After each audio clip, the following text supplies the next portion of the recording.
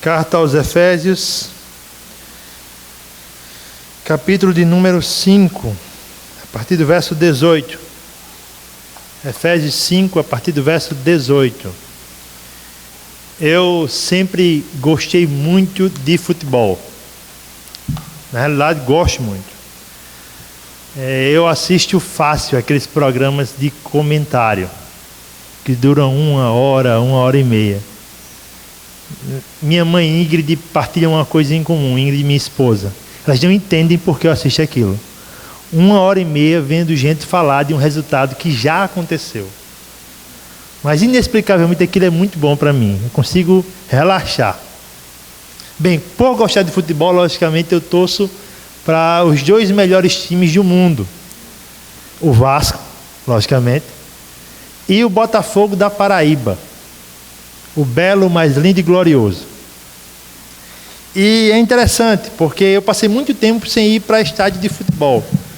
E resolvi voltar em 2014. Então, de 2014 para cá, eu frequento de vez em quando os jogos de Botafogo da Paraíba.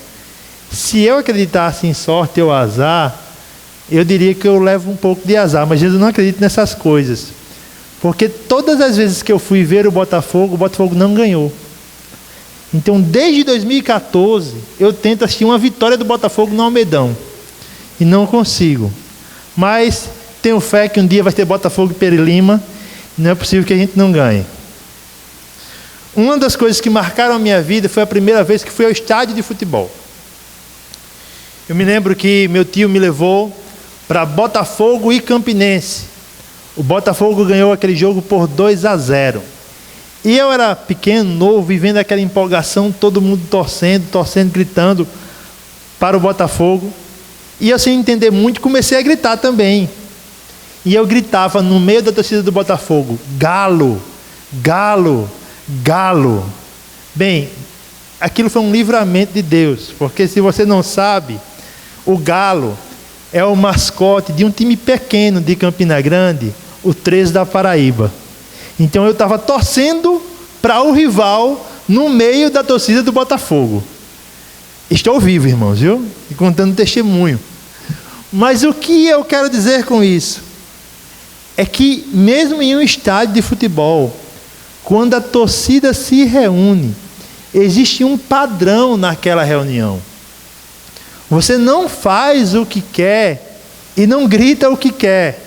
Você tem que obedecer o padrão que está ali e tem que jogar conforme as regras, estar habituado ao local. Eles têm um propósito quando se reúnem: torcer para um time de futebol. A igreja tem um propósito muito maior quando se reúne. A igreja se reúne para cultuar a Deus. Então é sobre isso que eu quero falar um pouco nessa noite, nessa tarde. E para isso eu queria que nós começássemos lendo a carta aos Efésios, capítulo 5, a partir do verso 18.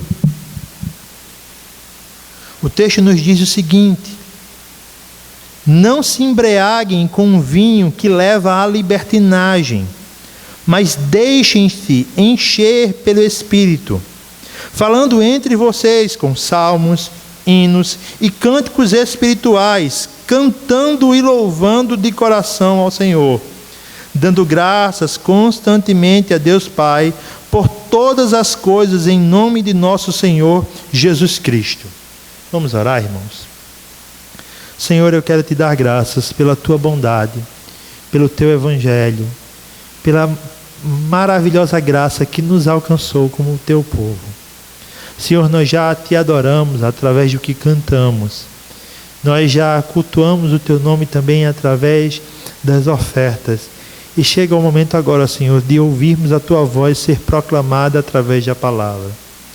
Tu és imenso, inigualável, e eu sou tão pequeno diante de ti, mas eu te peço, por misericórdia e graça, fala conosco. Fala, Senhor, através da tua palavra a cada coração. Que nesta tarde vidas possam ser transformadas, que nessa tarde o teu evangelho possa ser pregado com fidelidade. É o que eu te peço em nome do teu Filho Jesus Cristo. Amém. Como eu falei, irmãos, muito maior do que qualquer torcida de futebol é a igreja de Cristo. Nós, como povo de Deus, nos reunimos semanalmente para cultuarmos ao Senhor. E como a própria série trata, nós batalhamos por ser uma igreja centrada na palavra. Sendo assim, a palavra ocupa todo o nosso culto. Mas, logicamente, em um determinado momento ela é pregada. E por vezes, para algum, o culto resume-se apenas na pregação, como se a igreja se reunisse apenas para ouvir a pregação da palavra. Pois bem, culto não é só isso. A igreja se reúne para outras coisas também, que são importantes e que devem ser observadas. Assim, nós concluímos com certeza que a igreja se reúne. E para além de ouvir a palavra, a igreja se reúne também, por exemplo, para cantar ao Senhor. Observe novamente como o culto começa. Nós começamos louvando ao Senhor, engrandecendo ao Senhor por todos os seus feitos. Esses louvores mexem com nossas emoções. Há quem diga que os louvores, na realidade, equilibram nossas emoções diante de Deus. Assim, nós podemos louvar ao Senhor, expressar nossa gratidão, a nossa satisfação para com Ele. Mas perceba o que Paulo nos diz em sua carta aos Efésios. Como deve ser o louvor? Por que cantamos? O texto começa no verso 18 com um mandamento: não se embriaguem com vinho que leva à libertinagem. Não é só aqui que a Bíblia condena a embriaguez. Se você ler Provérbios, você vai encontrar por vezes a condenação quanto a você tomar tanto vinho que perde o sentido de si. Você se descontrola. Você perde o controle das suas emoções. Então a embriaguez na Bíblia sempre foi tratada como pecado. E Paulo afirma novamente aqui: não se embriague com vinho que promove a libertinagem. A ideia é que as pessoas bebem tanto que perdem o controle e praticam atos vergonhosos. Pois bem, além disso, Paulo está falando para uma igreja que lidava na sua cultura diretamente com isso. Naquelas cidades existia um culto a Dionísio. E nesse culto as pessoas se embriagavam, tomavam tanto vinho, perdiam tanto o controle de si, que juravam que estavam sendo possuídas pelo deus Dionísio. Assim, o culto pagão envolvia a embriaguez. Paulo diz: vocês não podem ser assim. Vocês não podem perder o controle. Vocês não podem cultuar como os de lá de fora cultuam. Se nós não podemos nos embriagar, o que nós devemos procurar? Ele continua no verso 18. Mas deixem-se encher pelo Espírito. A ideia do texto é que se para o vinho eu tenho o controle de pegar no copo e me embriagar, eu não posso controlar o Espírito, que é muito maior. Eu deixo que ele me encha. A ideia é uma vida de contínua busca por ser cheio do Espírito Santo. E é interessante, irmãos, que falar sobre isso hoje parece algo até por vezes para alguns que se assemelha à embriaguez. Você encontra aí fora pessoas que dizem ser cheias do Espírito Santo e elas perdem o controle. E justificam isso afirmando: eu simplesmente estou cheia do Espírito Santo. Mas o que é ser cheio do Espírito Santo? Paulo continua na passagem: deixem-se encher pelo Espírito Santo, falando entre vocês com salmos, hinos e cânticos espirituais, cantando e louvando de coração ao Senhor, dando graças constantemente a Deus Pai por todas as coisas, em nome do nosso Senhor Jesus Cristo. Perceba, ser cheio do Espírito Santo não é perder o controle das emoções. Ser cheio do Espírito Santo não é perder a consciência do que está fazendo. Não, ser cheio do Espírito Santo é ter plena consciência do que se está falando e do que se está cantando. Então, ao passo que o vinho desequilibra suas emoções e você perde o controle, uma vida cheia do Espírito Santo, uma vida que é cheia pelo Espírito Santo, ela tem o controle, ela é racional. Isso vai se assemelhar muito ao que Paulo vai dizer em Romanos capítulo 12. O nosso culto, ele é racional. Não existe aqui, irmãos, possessões. Não existe aqui descontrole. O que existe aqui é equilíbrio.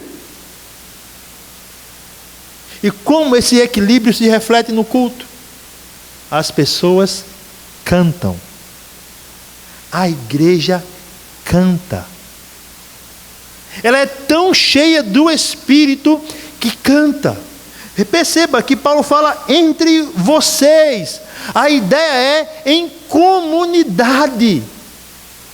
Uma igreja, crentes cheios do Espírito, se reúnem para cantar salmos, cantar hinos, cânticos espirituais. E aí eu espero que você perceba, essa ideia de cânticos espirituais não são cânticos inspirados na hora ou em outras línguas. Não, são simplesmente músicas centradas na palavra de Deus.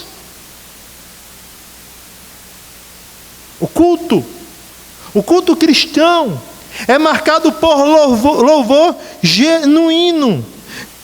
O Paulo continua que esses cânticos são de louvor e de coração ao Senhor. A ideia é que o centro das nossas emoções, e você deve pensar assim quando a Bíblia fala em coração, centro de fé e emoção. Ele está tão cheio do Espírito que ele canta louvores a Deus. Sendo assim, irmãos, por que nós cantamos? E o que domina o nosso louvor?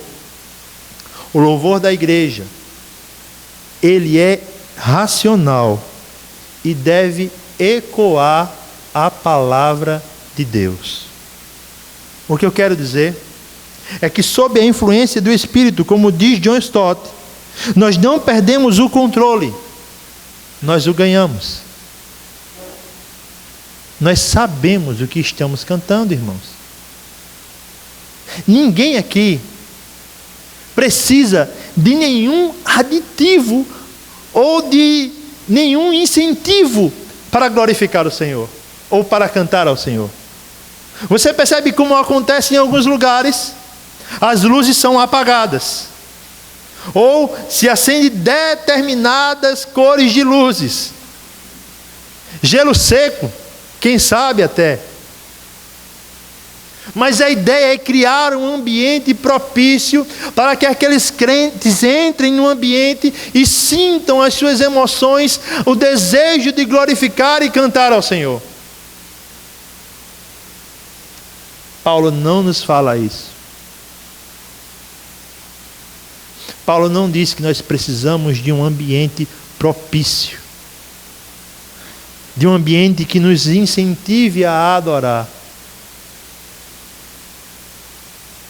O que leva a igreja à adoração, irmãos, são crentes cheios do Espírito Santo.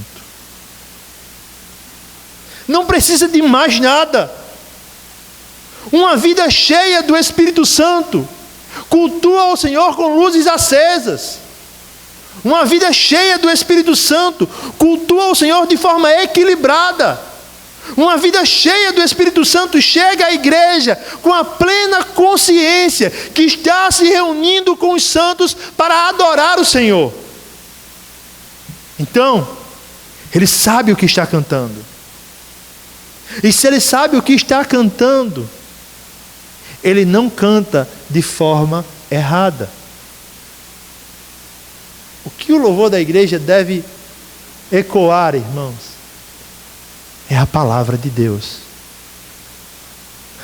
De tal forma que tudo o que nós cantamos deve estar plenamente fundamentado na palavra. Nós somos o povo, irmão, da palavra. Então, o louvor cristão também não é um momento para desabafo. Sabe? Eu me segurei a semana todinha e não falei o que eu queria, mas hoje na igreja eu vou decretar minha vitória. Hoje na igreja eu vou extravasar. Não é, irmãos, para isso. O louvor não é para benefício próprio. O louvor tem um alvo, e é a glória de Deus. Então assim, quando nós nos reunimos para cantar a palavra, nós nos apropriamos dela. Você percebeu que nós cantamos ainda há pouco?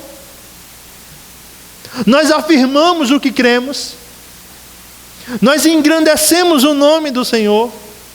Nós declaramos o que Deus é. Tudo isso em 20 minutos.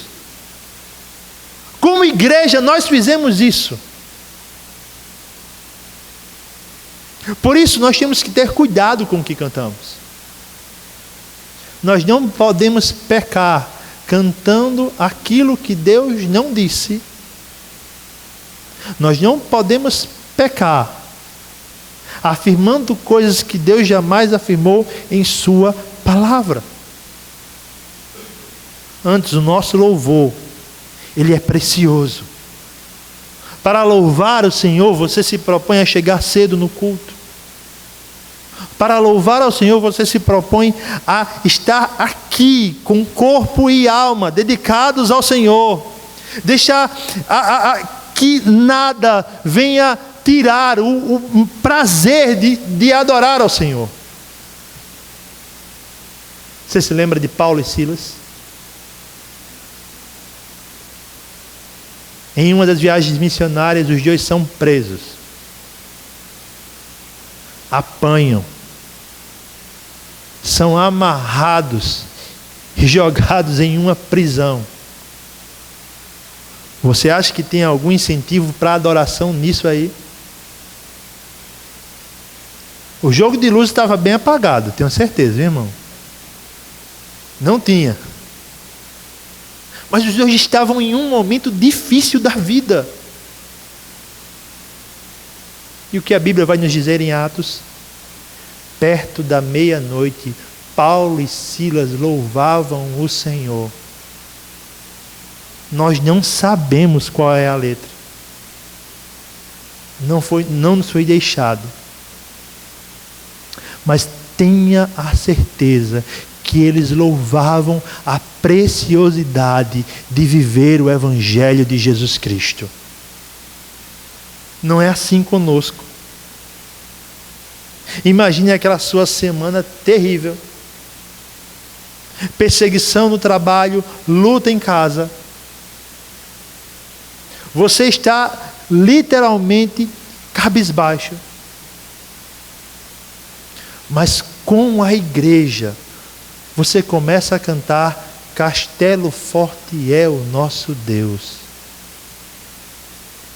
Se temos de perder famílias, bens, prazer, se tudo nos faltar, com Ele nós reinaremos. Veja o que você declara adorando ao Senhor. Eu posso perder tudo aqui, mas o meu desejo é reinar contigo nos céus.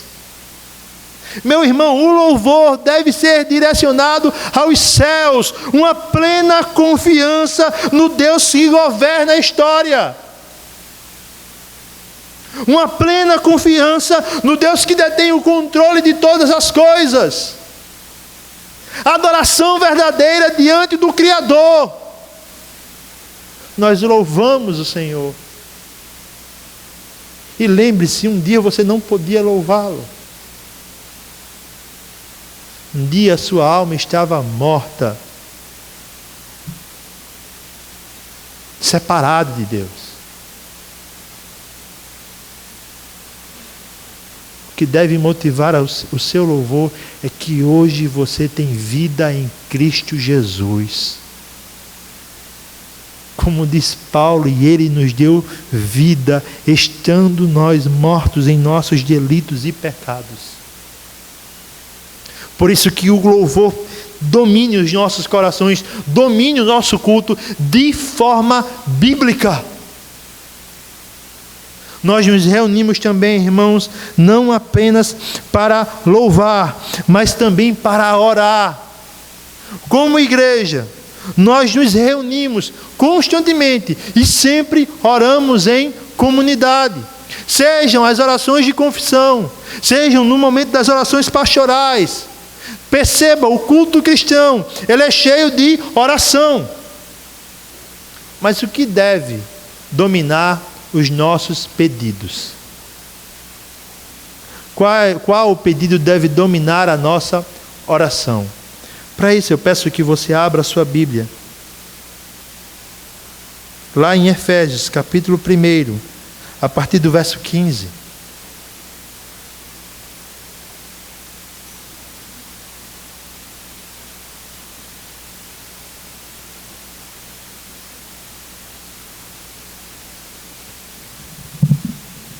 Paulo nos diz o seguinte: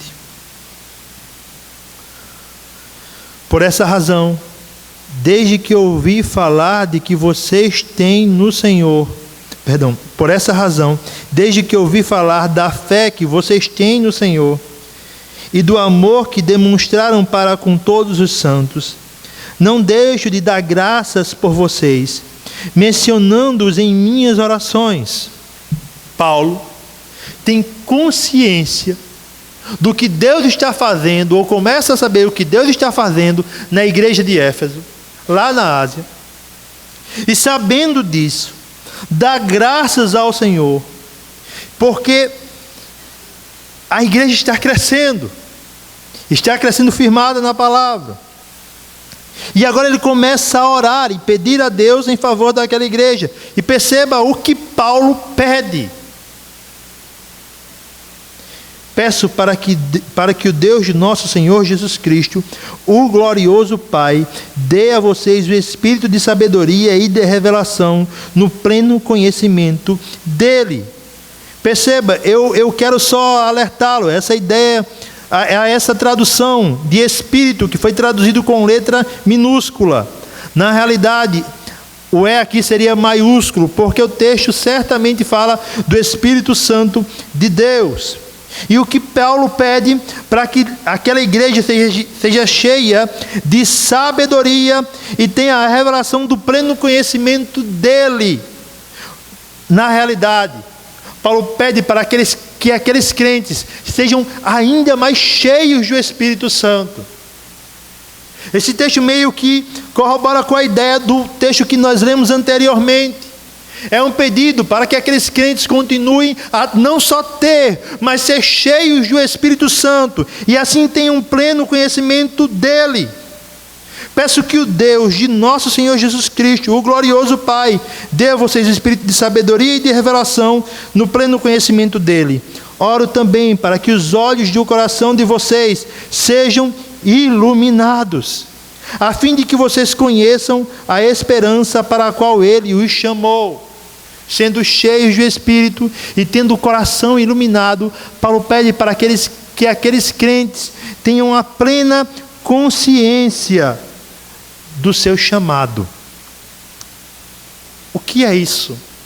Paulo está falando para que aqueles crentes tenham pleno conhecimento do sacrifício de Cristo na cruz e as implicações desse sacrifício no viver da igreja.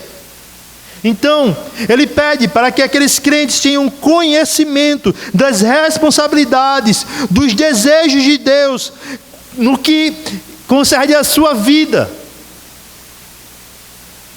Assim, aqueles crentes deveriam espelhar a esperança para a qual eles foram chamados. Viver de acordo com o chamado da cruz de Cristo. Eles foram salvos, mas agora precisam viver em santidade.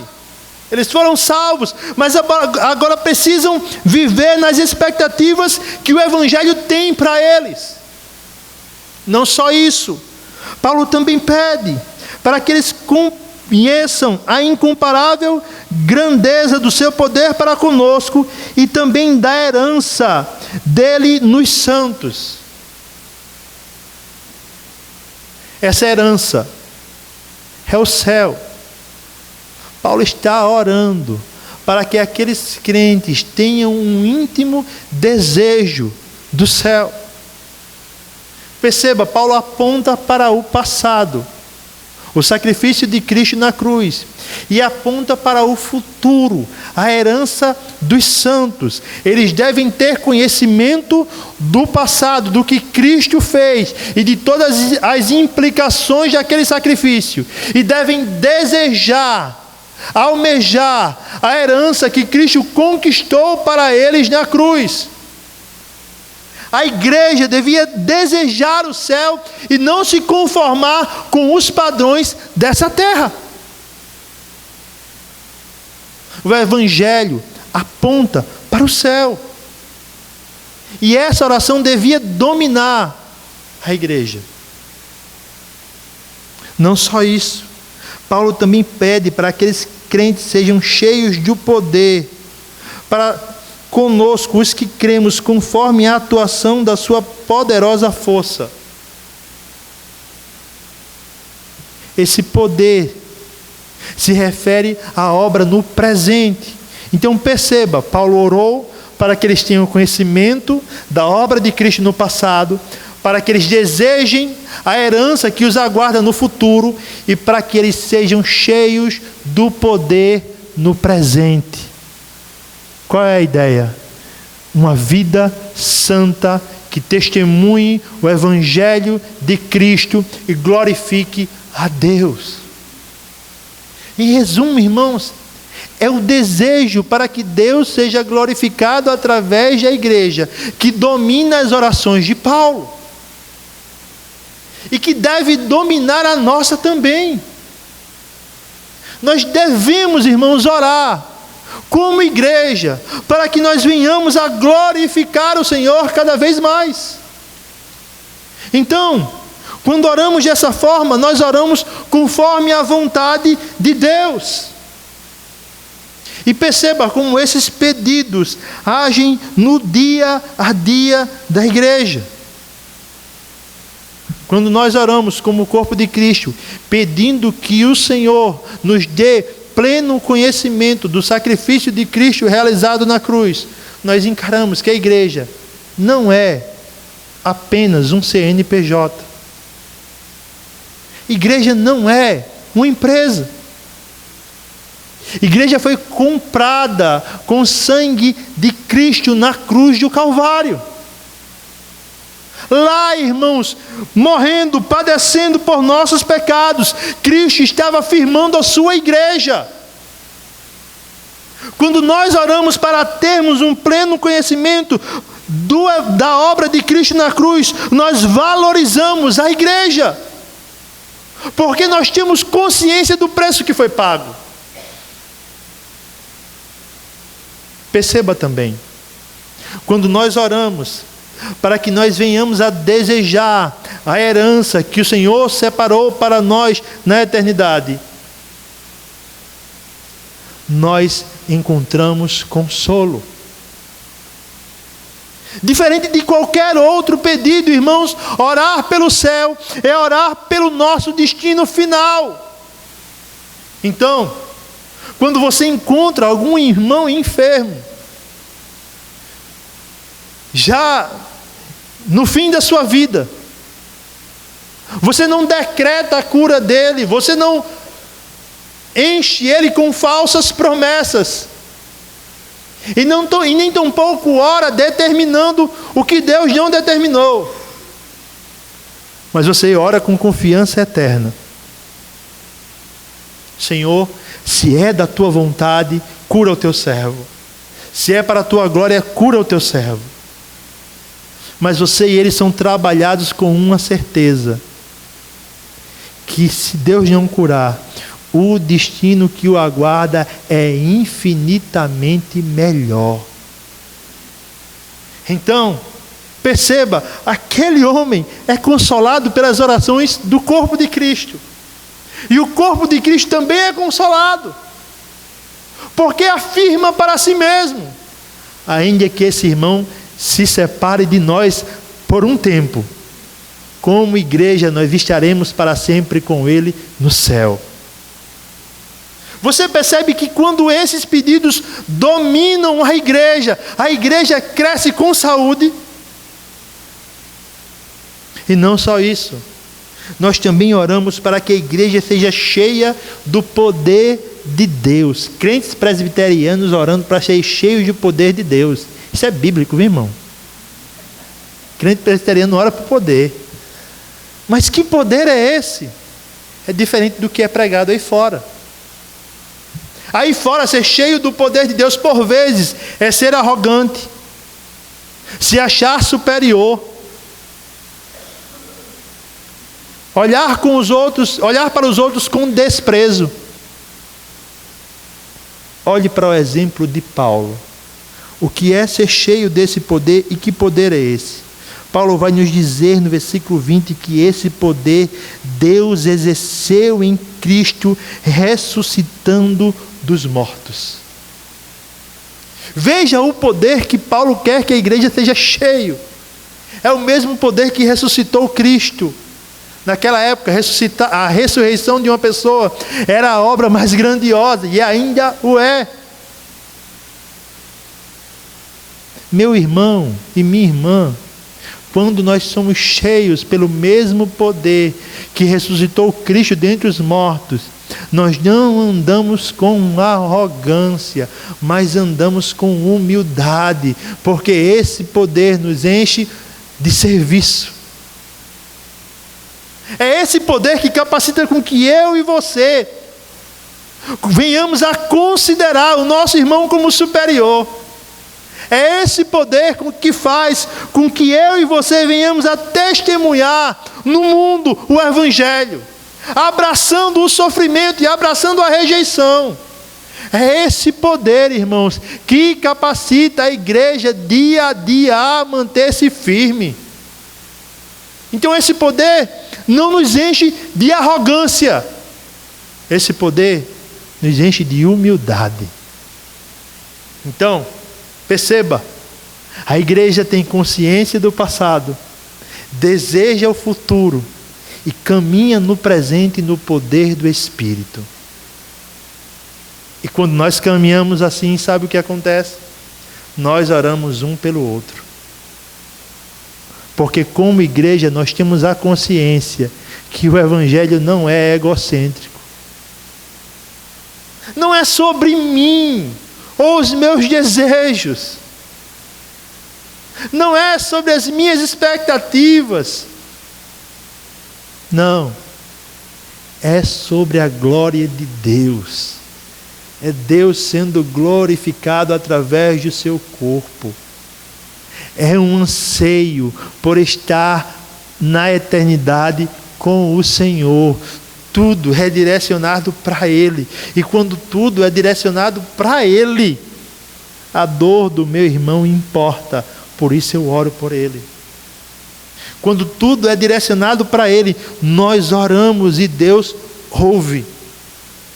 Você percebe isso? Por vezes aqui, irmãos, eu escuto testemunho de como Deus ouviu a oração do seu povo. Orações feitas aqui no púlpito, por exemplo. Encare. Há pouco menos de 2 semanas, um bairro aqui de João Pessoa sofreu com a tragédia. Veio a chuva, alagou a maior parte do bairro. Pessoas perderam objetos. Aqui no púlpito nós oramos para que Deus suprisse as necessidades, e pessoas dessa igreja voluntariamente doaram. Você acha que Deus não está ouvindo a oração da igreja? Quantas vezes aqui não foi pedido por uma irmã que está enferma, ou um irmão que está enfermo, e pessoas da igreja foram visitá-los, consolando em suas enfermidades? Deus está ouvindo. O que eu quero dizer, irmãos, é que quando nós oramos conforme a palavra de Deus, Deus ouve as nossas orações. A oração da igreja caminha lado a lado com o desejo de Deus expresso em sua palavra. Então, nós nos reunimos para orar, centrados na palavra de Deus. Por fim, irmãos, a igreja canta, a igreja ora, e a igreja também envia. Abra sua Bíblia em Mateus, capítulo 9, versos de 35 ao 38.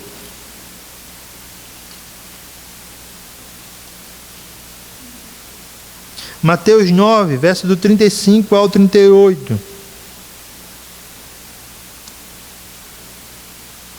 Jesus, no capítulo 9, está curando, chamando pessoas. Ele está mostrando o seu poder. Mas parece que em determinado momento, Jesus Cristo fica em um lugar mais elevado. E ele olha para a multidão que o está seguindo. E você deve se lembrar, Jesus era uma figura famosa em sua época. Pessoas iam atrás de Cristo para receber cura, ver os seus milagres.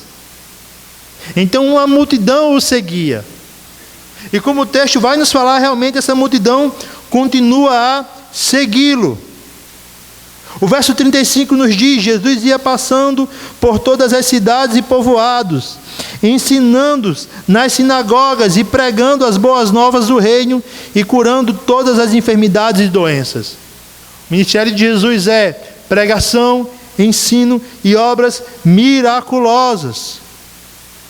Mas aí no verso 36 nós encontramos Jesus Cristo olhando para as multidões. Ao ver as multidões, teve compaixão delas, porque estavam aflitas e desamparadas, como ovelhas sem pastor. Jesus olha para aquele povo que está o seguindo.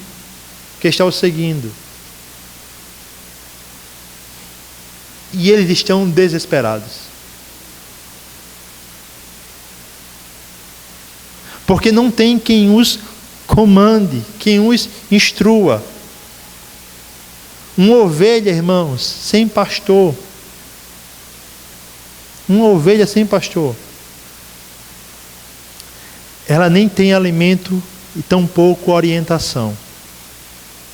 Está condenada à morte. Então você imagine o Criador dos céus e da terra olhando para uma multidão de perdidos. Ele criou, irmão, todas as coisas. Ele criou o inferno para o diabo e seus anjos, mas está havendo uma multidão de pessoas perdidas caminhando para o inferno. Isso promove em Cristo compaixão. Não é pena. Não. É um amor que age. Ele olha para aquela multidão perdida e vê que eles estavam indo para a perdição. Em seguida, o que ele faz? Ele olha para os discípulos e diz a eles: a colheita é grande, mas os trabalhadores são poucos. Perceba, ele mudou. Mateus muda as comparações. Na primeira eram ovelhas perdidas, agora é uma colheita pronta. Uma colheita pronta para ser colhida. E o que acontece quando o alimento está pronto e ninguém o colhe? Ele se perde. E ele está dizendo para aqueles homens: olha, a colheita é grande, mas a quantidade de pessoas para trabalhar nela são poucas. Em resumo, precisa de mais trabalhadores para aquela colheita. E é o que ele vai nos dizer e mandar. Peçam, em algumas traduções, orem, pois ao Senhor da colheita que envie trabalhadores para a sua colheita. Jesus está ordenando aqueles discípulos para orar ao Senhor, para que Ele levante trabalhadores, os trabalhadores necessários para fazer a colheita. Meu irmão, eram 12 homens que deviam orar para que Deus levantasse trabalhadores. A colheita não pode se perder. As ovelhas não podem continuar sem pastor. E quem Cristo encarregou desta tarefa? Observe o capítulo 10. Aqueles 12. Eles oram para que Deus levante, mas eles também são os que vão. Eu quero dizer a você, a igreja tem que se reunir.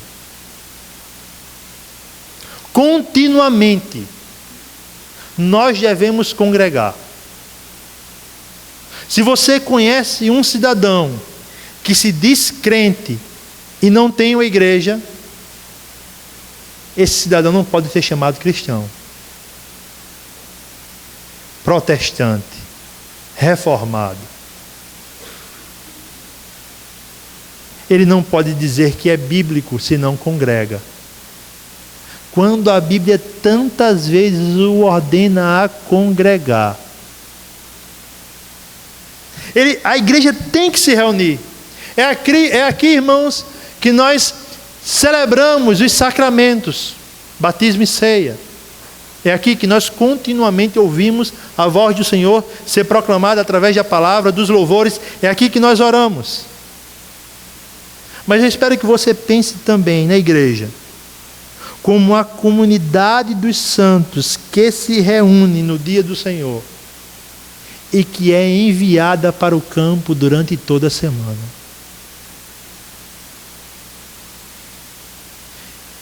Eu só quero esclarecer mais uma coisa desse texto.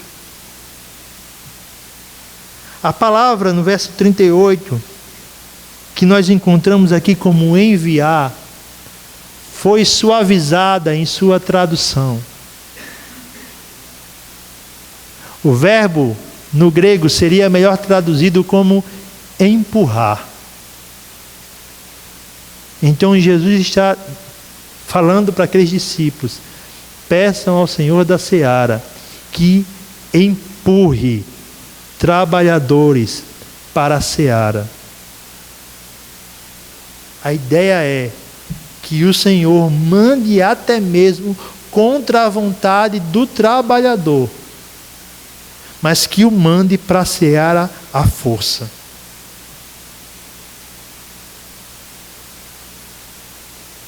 Meu irmão, nós nos reunimos aqui para sairmos e proclamar o Evangelho. Não existe essa ideia de que Deus separou apenas alguns para pregar a palavra. Certamente, alguns foram chamados para cruzar a fronteira. Aqui nós temos o exemplo, que já oramos até por eles, Levi e Bruna. Mas todo crente dessa igreja é um missionário. Todo crente dessa igreja tem sobre si a responsabilidade de pregar as boas novas. E você pode perguntar: aonde é o meu campo? Aonde está a minha colheita? No seu trabalho. Você deve pregar o evangelho para a seara que está no seu trabalho, para as pessoas que estão no seu trabalho, para o seu amigo, para o seu colega de classe, para o seu vizinho. Perceba, Deus nos dá continuamente oportunidades para pregarmos a palavra de Deus. O que nos falta então? Nos falta um coração mais parecido com o do Mestre, que sinta compaixão. Meu irmão, você já pensou quantas vezes eu e você olhamos para pessoas perdidas e simplesmente não damos nenhuma importância para isso? Aquela pessoa está indo para o inferno, meu irmão. Ela está caindo nas trevas. E nós conseguimos viver tranquilamente com isso.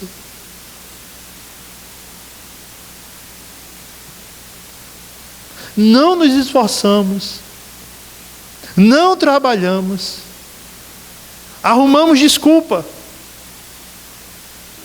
Algumas delas até usando de artifícios que a Bíblia nos ordena. Nós contribuímos para missões e pensamos: eu já estou fazendo minha parte. Veja, eu estou proporcionando que pessoas preguem além das fronteiras.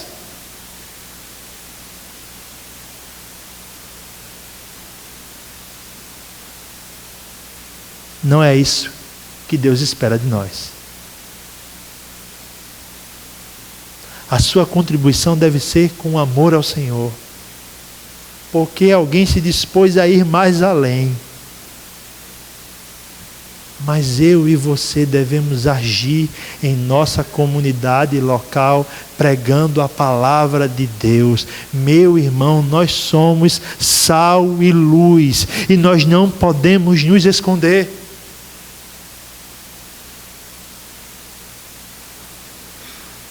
O que nós responderemos ao Senhor naquele grande dia?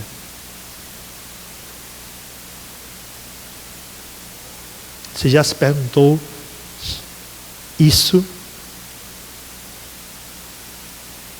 O que nós responderemos ao Senhor?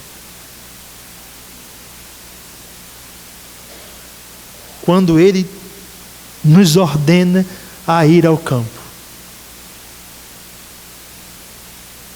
Como igreja, cada um de nós é responsável por pregar as boas novas do Senhor, por falar ao perdido. Existe um caminho, existe uma solução para a sua perdição. Ela é Cristo Jesus. Sabe por que nós pregamos, irmãos? Porque Cristo foi enviado em primeiro lugar. Nós somos enviados porque o próprio Deus enviou seu Filho. O seu Filho. E é impressionante quando ele ressuscita e aparece aos 12. Na realidade, aos 10, não estavam presentes nem Tomé e nem Judas. Ele diz: assim como o Pai me enviou, eu os envio.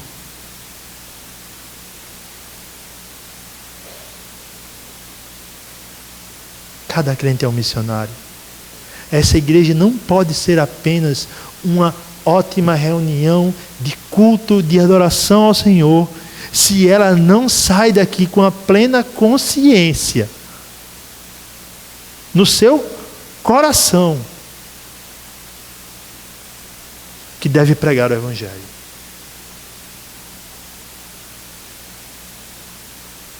Meu irmão, nós fomos comissionados a essa maravilhosa obra. E nós nos reunimos aqui para cantar, orar. Nos reunimos aqui para adorar o Senhor, mas também para proclamar a todos os povos: só o Senhor é Deus. Como eu falei, a igreja é muito maior do que qualquer torcida de futebol. E eu diria, a igreja é muito maior do que qualquer organização terrena. Muito maior. Fazer parte da igreja deve promover alegria no seu coração. Você faz parte do povo.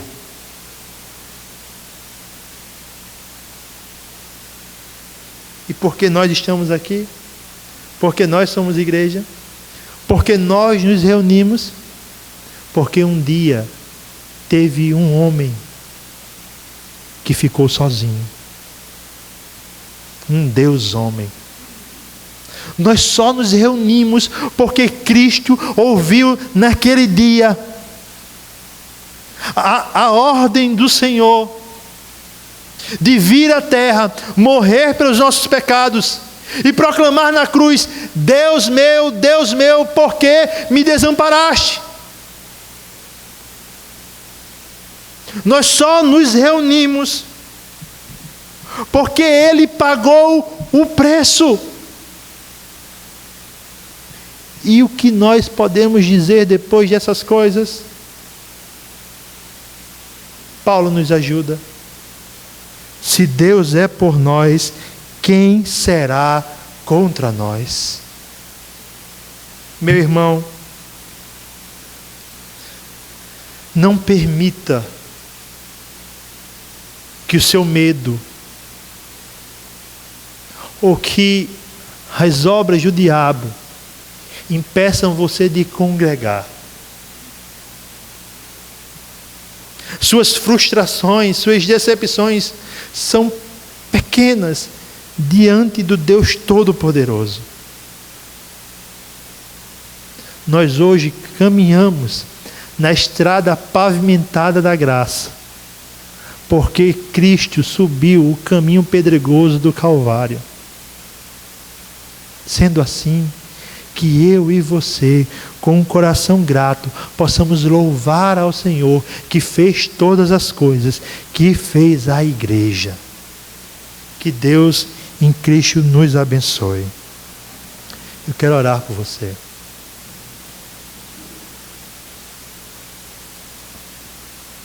Senhor meu Deus e meu Pai, Tu és santo, Tu és justo, Tu és eterno. E agora o Teu povo está aqui reunido para louvar e adorar o Teu nome. Senhor, nos dá pleno conhecimento da profundidade, da grandeza da Tua obra realizada na cruz do Calvário, onde Teu Filho morreu por nossos pecados. Assim, Senhor, nos dá plena certeza que devemos ser santos e viver nessa sociedade para a Tua glória. Senhor, também Te peço que nós, como igreja, como IPBE, venhamos sempre a almejar o céu, tendo a plena certeza da herança que já possuímos pela fé e que foi conquistada por Teu Filho Jesus. E eu ainda Te peço, Senhor, enche-nos do Teu poder. Enche-nos do Teu poder para que diariamente venhamos a proclamar, pregar o Teu Evangelho e a viver para a glória do Teu nome. E agora, Senhor, no fim deste culto, queremos a Ti de novo cantar. Não pelo que Tu nos oferece, ou porque Tu pode nos dar esse ou aquele bem, mas por quem Tu és. Tu és o nosso Deus e em Ti cremos. Para a glória do nome do Teu Filho Jesus Cristo, eu oro e Te peço isso. Amém. Fiquemos de pé.